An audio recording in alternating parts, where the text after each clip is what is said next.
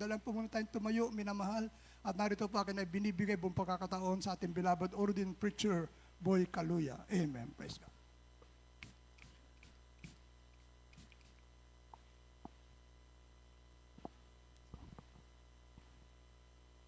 Amen. Praise the Lord. Everybody shout, praise the Lord. Purihin pong ating dakilang Diyos. Maminamal, magandang hapon po sa ating lahat. At kindly, tayo po'y makiisa muna sa panalangin, mga minamahal, bilang pambungad po sa ating pong mga banal na salita ng Diyos na ating mapakinggan. Opo, dakilat, mapagpala po naming Ama, Diyos na makapangyarihan sa lahat. Sa makapangyarihang pangalan ng aming pinakamamahal na Panginoon Jesus, kami nagpupuri. Nagpapasalamat po kami malapang nun sa gintong pagkakataon muli na pinagkalubos sa amin. Salamat po, Panginoon, muli mo kami pinagkatipon-tipon upang sama-sama naming lulatiin ang iyong dakilat banal na pangalan. Salamat po sa pagkilos mo sa aming kalagitnaan. Salamat sa pagtanggap mo ng aming pagsamba, ng aming pagluluwalhati sa iyong dakilang pangalan. At minsan pa, pagpalain mo po yung mga salita. Kayo po mangusap sa bawat isa sa amin, Panginoon, ng mga salita mo ay maunawaan ng bawat isa sa amin at ang salita mo'y maitanim sa aming mga isip, sa aming mga puso upang amin pong maisagawa, Panginoon. Sumaamin po kay dakilang Diyos at minsan pa amin pong sinasaway lahat ng gawa ng kalaban. Demons of unbelief and doubts, demons of hindrances, we bind up our darkness in Jesus' name. Amen and amen. Everybody shout, praise the Lord. Amen. Purin pong ating dakilang Diyos, maminamahal. At una po sa lahat, ako po nagpapaabot ang pinakamataas na pagsamba, pinakamataas na pagpupuri, pagluwalhati, pagdakila, karangalan sa Diyos natin pinaglilingkuran ng ating pinakamamahal na Panginoong Jesucristo. At nagpapaabot din tayo ng patuloy na pag-alaala sa mga hindi malilimutang aral ng ating beloved Pastor Evangelist Wilde Estrada Almeida, beloved Assistant Pastor Lina C. Almeida.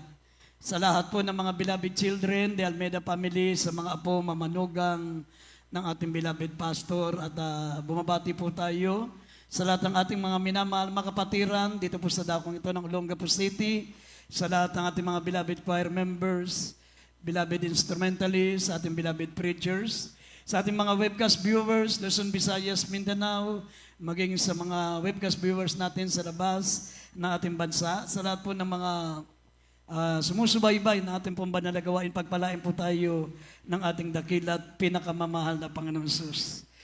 Everybody shout, praise the Lord. Kindly, maminamahal, ihanda po natin ang ating mga talata bago dyan dito sa Lucas 1:41 hanggang 46. Bago dyan, maminamahal, ang ating paksa ay pamagatan po natin, The Great and the Blessed Woman of God. The great and the blessed woman of God. Kaya bago po natin talakayin ito, maminamahal, nais ko pong magpaabot po ng taus-pusong pagbati ng blessed and happy,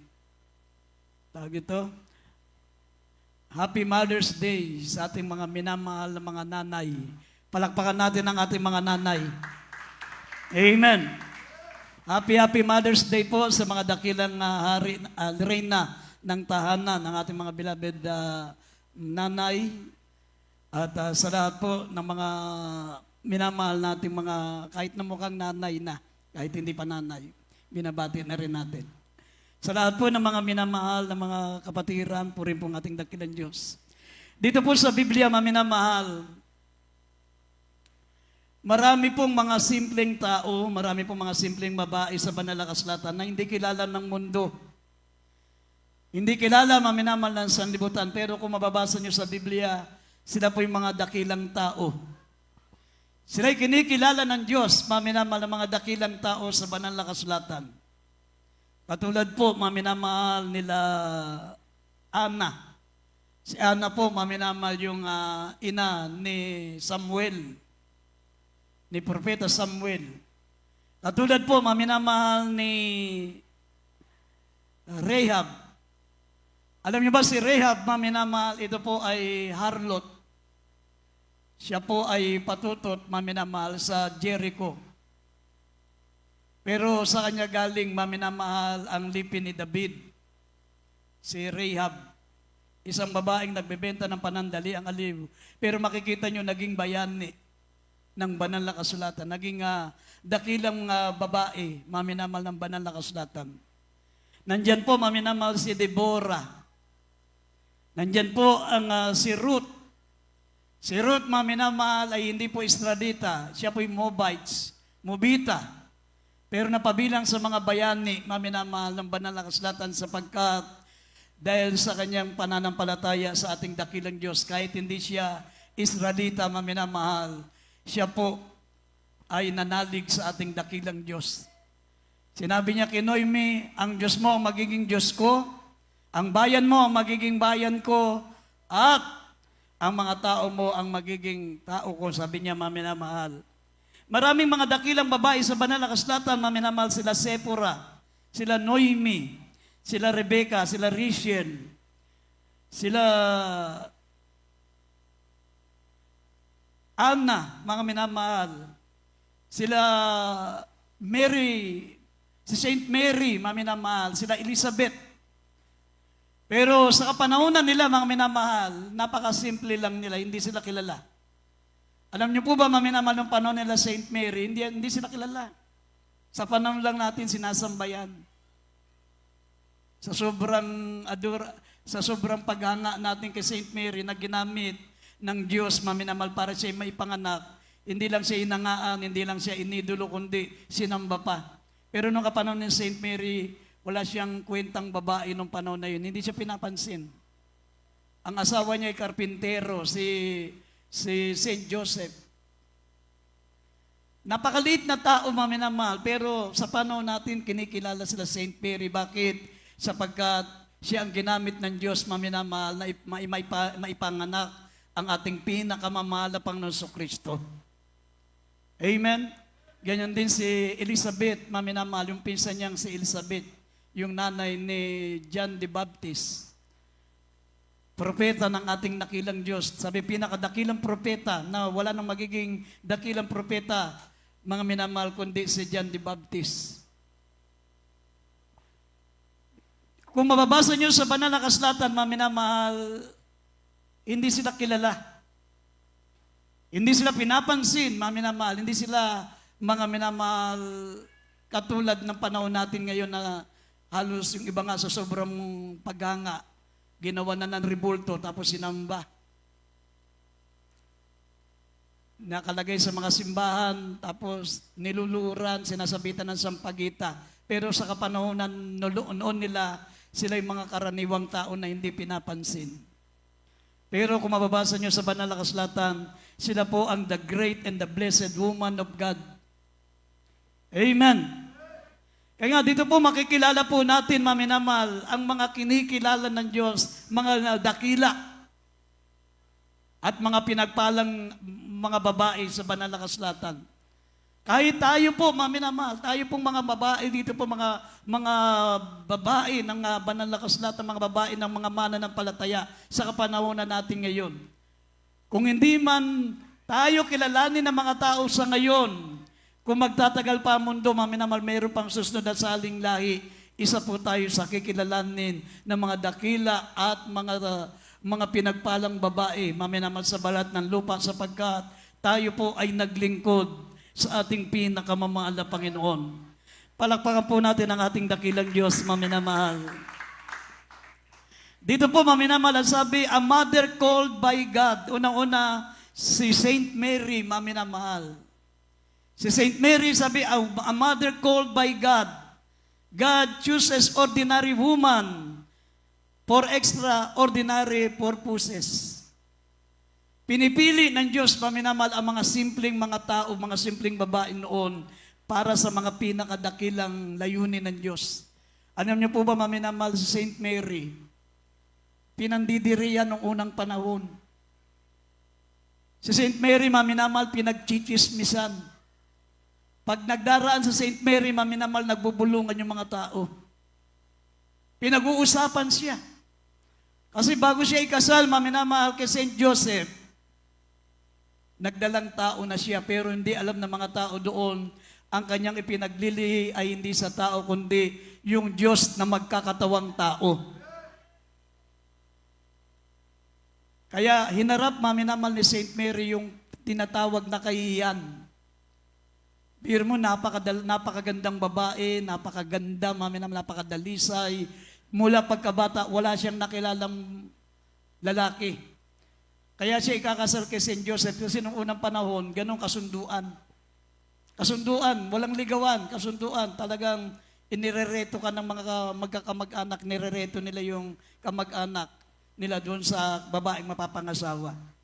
Ganon ang pag-aasawa noon, hindi sila nag-uusap, walang ligawan. Hindi katulad ng panahon natin ngayon, maminamahal, buntis na ng ikasal. Pero nung unang panahon, ni pag-uusap, wala. Ganito, maminamahal, sabi ng Biblia, dito po sa Saint Mary, sabi ng Banal na Kasulatan, maminamahal, siya po ay pinili ng ating pinakamamahal na Panginoon upang isa sa pinakadakila at pinagpalang babae, maminamahal sa balat ng lupa, sabi ng Biblia. Pero sinabi ng Banal na Kasulatan, hindi siya pwedeng sambahin. Katulad din natin siya, maminamahal. Katunayan, si Saint Mary, wala pa po sa langit. Hindi pa siya incorruptible, hindi pa siya tinatawag na glorified body.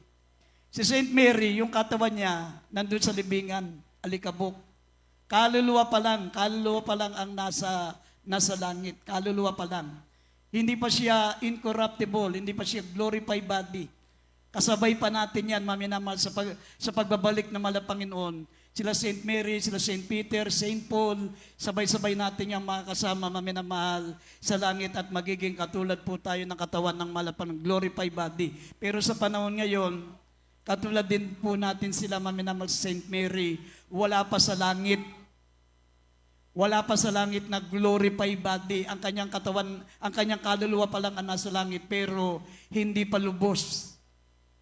Hindi pa lubos. Kaya nga kung sinasamba ng mga kababayan natin, ng mga taong hindi alam ang Biblia, si Saint Mary, ito isang malaking kamangmangan.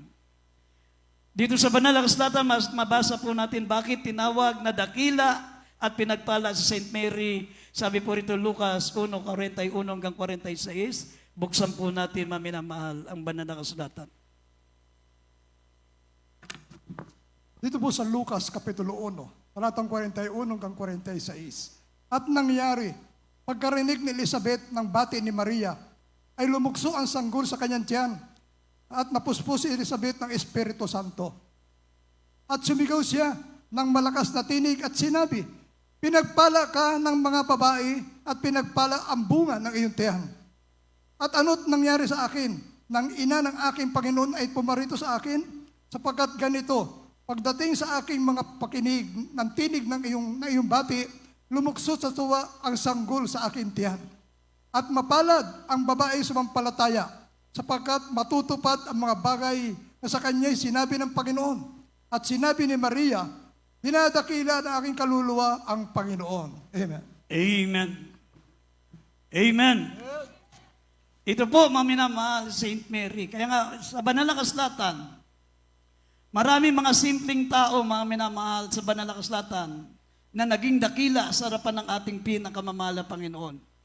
Hindi katulad ngayon, maminamahal, maraming mga dakilang tao dito po sa balat ng lupa.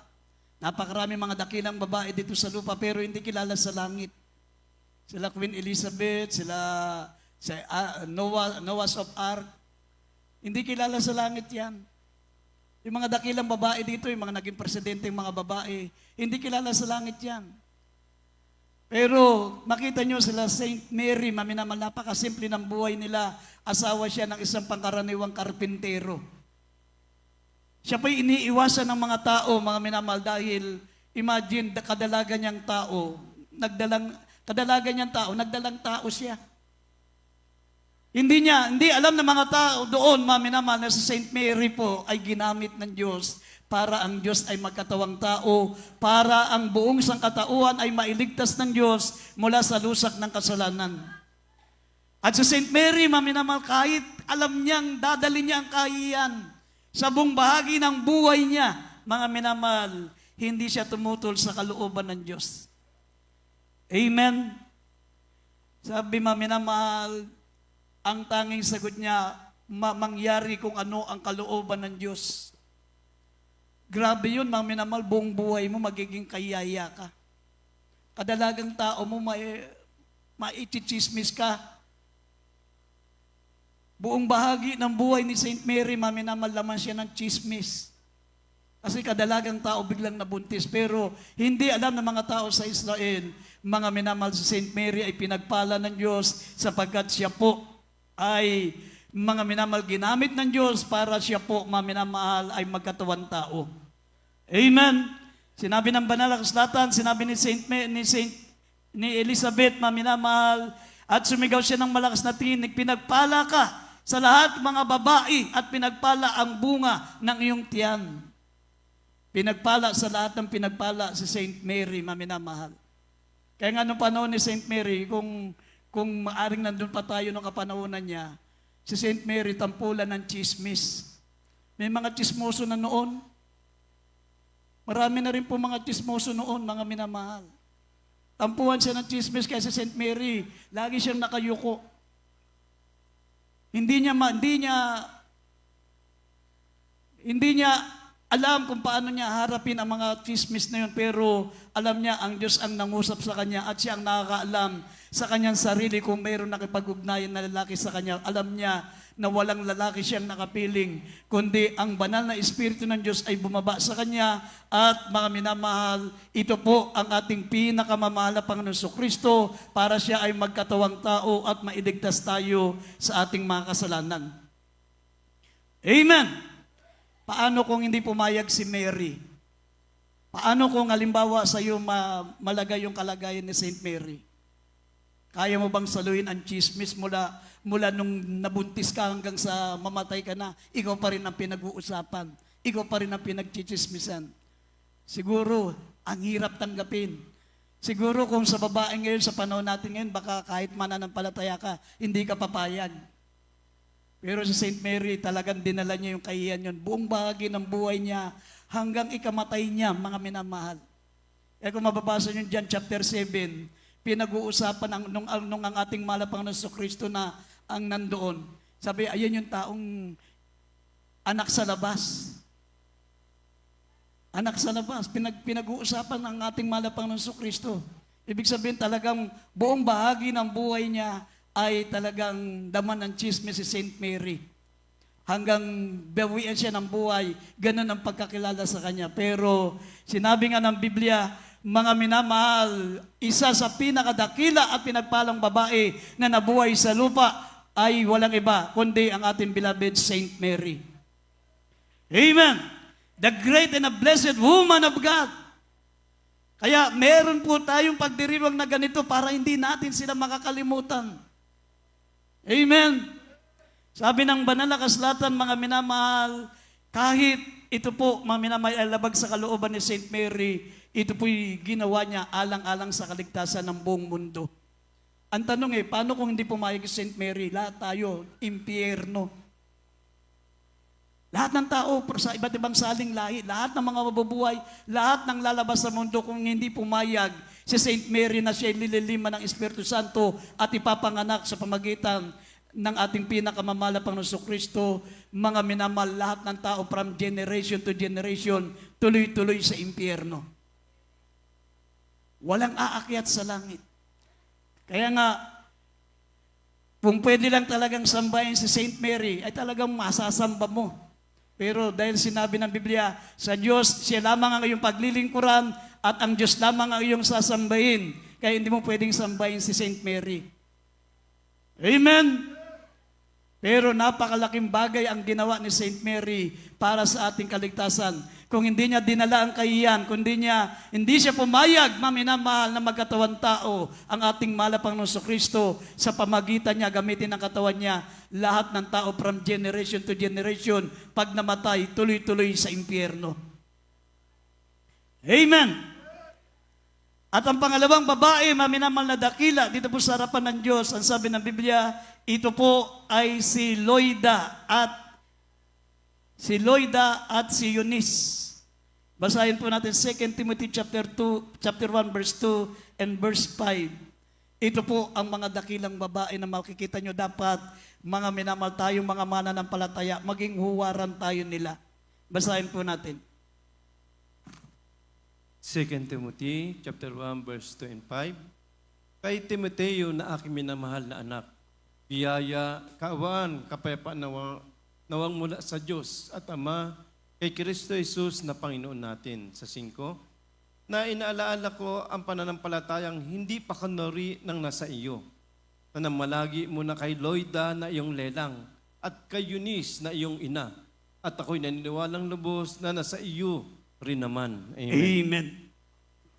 Amen. Ito po, maminamahal yung lola at ang mahal na ina, maminamahal ni Timoteo. Sila po ang isa sa pinakadakilang babae sa balat ng lupa, dahil sabi, a mothers of faith. Sinabi ng banal na kasulatan, maminamahal, si Timoteo po ay anak. Anak siya, maminamahal, ni Eunice. At si Eunice, mga minamahal, ay anak naman ni Loida. Ang sabi rito, mga minamahal, na sila'y pinagpala ng ating mahal na Panginoon sapagkat hindi nila kinalimutan, mga minamahal, ang maglingkod sa ating pinakamamahal na Panginoon. Mula kay Loida na lola, mga minamahal ni Timothy, hanggang sa kanyang mahal na ina, mga minamahal na si Eunice, hanggang kay Timothy, mga minamahal, sila ay sama-samang naglingkod sa ating pinakamamahal na Panginoon. Amen! Kaya tinawag sila, mga minamahal, the mothers of faith. Kaya nga nakalulungkot sa ating mga minamahal na mga magulang ngayon, mga ina, na kapag tayo po'y may mga anak na hindi natin nadadala sa mahal na Panginoon, isang kalungkutan yan, isang kabiguan sa atin yan. Ang pinakadakilang karangalan na madadala natin hanggang sa kalangitan, yung madadala natin sa paglilingkod sa Diyos.